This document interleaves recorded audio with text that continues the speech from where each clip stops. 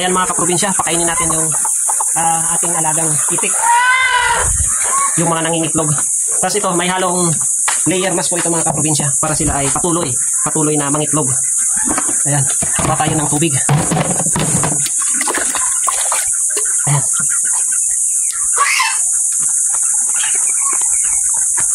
Ayan mga kaprobinsya. Nag-aantay na rin yung mga bagong itik natin dito sa labas na sila po ay pakainin. Ayan mga kaprobinsya, takbuhan sila. Ayun na. Tapos yun. Ayun. Kung may mangingitlog pa. Ayan mga kaprobinsya. Ayan yung ating mga alagang yun. So kakaragi pa.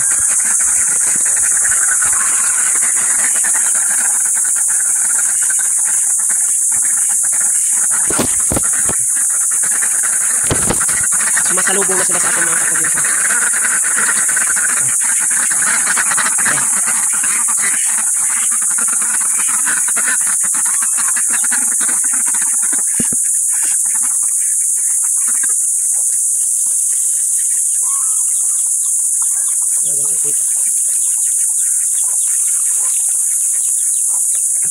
Ayan mga kaprobinsya. Ayan.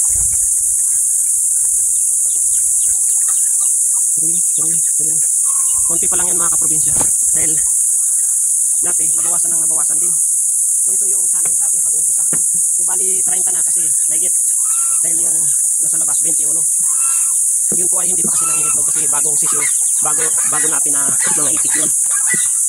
Kaya hindi natin hinahalo doon. Kapag sila po ay malapit na mangitlog, pwede na sila natin ihalo doon sa loob. Ito po yung araw-araw na trabaho natin. Ito po yung ating pinagsusumikapan, pinagkakagastusan. Kaya minsan ako po ay sumasama ang loob dahil may mga ilan dito sa aming area na gusto lang nila mandamang sa kapwa na nakawin yung ating alaga. Kaya yung nasa isip ko mga kaprobinsya, magparami tayo ng itik. Dahil yung itik, dito lang naman yan. Yung manok medyo lumalayo. Kahit pagpalagay natin lumayo, dapat hindi. Kahit lumayo man dito sa ating area, maghukay-hukay din sa gubat. Huwag nilang kunin kasi hindi sa kanila yun.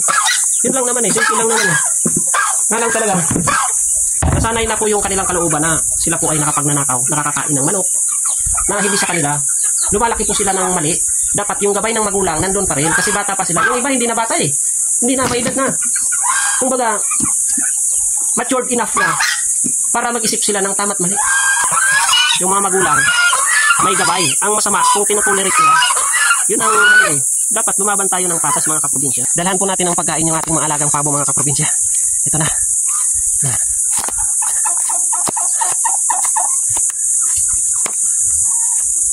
Ayan, nag-aantay po sila sa atin. Sila po ay pakainin natin.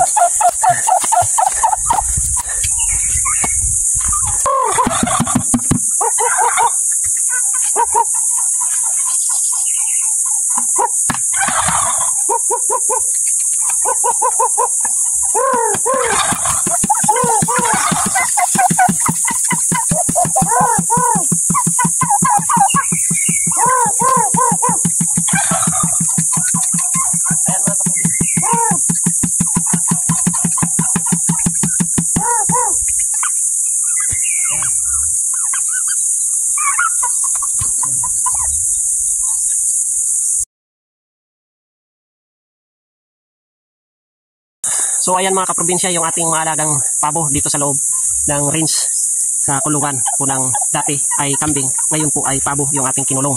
Ito po ay 14 heads na dito sa loob dahil yung dalawa ay naglililim pa. Kaya nandun pa sila. Pinakalilim pa natin mga kaprobinsya. Sana mapisaan. Kahit man lang ilan, madagdagan yung 26 heads na sisiw doon. Okay na yun. Basta tuloy pa rin yung ating pagpapaitlog. Tuloy pa rin po yung ating pag-alaga, pagpaparami ng ating mga pabo dito. Finish na yung ating area dito sa loob ng cyclone wire na 30 by 30 meters. Ayan. Tapos magkagandahan mga kaprobinsya kasi may mga puno ng kahoy. Ayan marami. Kasi ito, kawayan, malilim po mga kaprobinsya. Kaya hindi rin po sila ma-stress dito. Ayan, may pumasok na manok. Ayan may pumasok na manok. Okay lang naman mga kaprobinsya kahit makikain siya dyan. At least hindi naglalalayo. Kasi mahirap pag lumalayo yung ating alaga mga kaprobinsya. Kasi hindi natin mamonitor kung saan sila magpupunta. Tulad ng nawawala, hindi na bumabalik. Update ko kayo mga kaprobinsya sa aking 13 heads na Bengala. na mayroon po tayong pagbibigyan ng bingala kapag alam na natin na kaya na nilang mag-survive yung ating mga bingala na sisiyo. May pagbibigyan po tayong kaibigan. Ayan mga kaprobinsya, yung aking mga bingala. May kahalong sisiyo na manok at may isang pato. Itik pala, itik. Ayan mga kaprobinsya. May dalawang puti na bingala. Ayan o. Tapos, bali 13 sila mga kaprobinsya. Ayan o. Ayan yung ating mga bingala.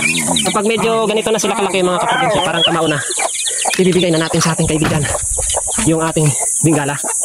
Yung siyam mga kaprobinsya, yung siyam, ibinigay ko dun sa mama ko. Ang lalaki na nun. Ang lalaki na nun. Tuloy yung paglaki nun dun sa kanila din. Kaya kung anong mayroon ako dito, binibigyan ko yung mama ko.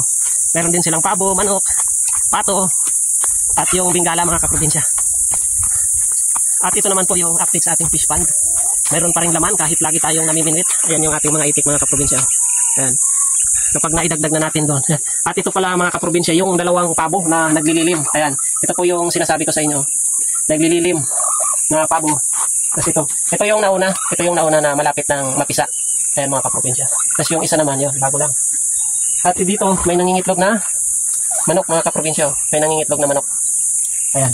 Kaya tabi-tabi lang sila. Tapos doon sa second floor, ayan, puro paitlugan pa yan. Puro paitlugan pa. Tapos yung manok na yun, yung sa taas, malapit na maglilim. Ayun o, may manok doon. Kinuha ko yung itlog. Baka biglang maglilim. Tapos may yung natandaan natin mga kaprobinsya ng bingala.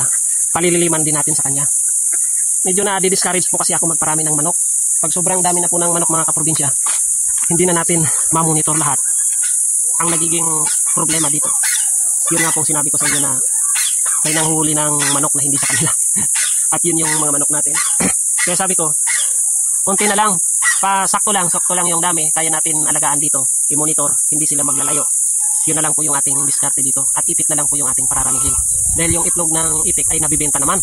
Huwag lang ma-stock kasi nasisira agad. Kailangan, pag mayroon na tayong itlog na mga isang tray, dalawang tray, benta agad natin para hindi po ma-stock yung itlog. Yun po yung aking diskarte.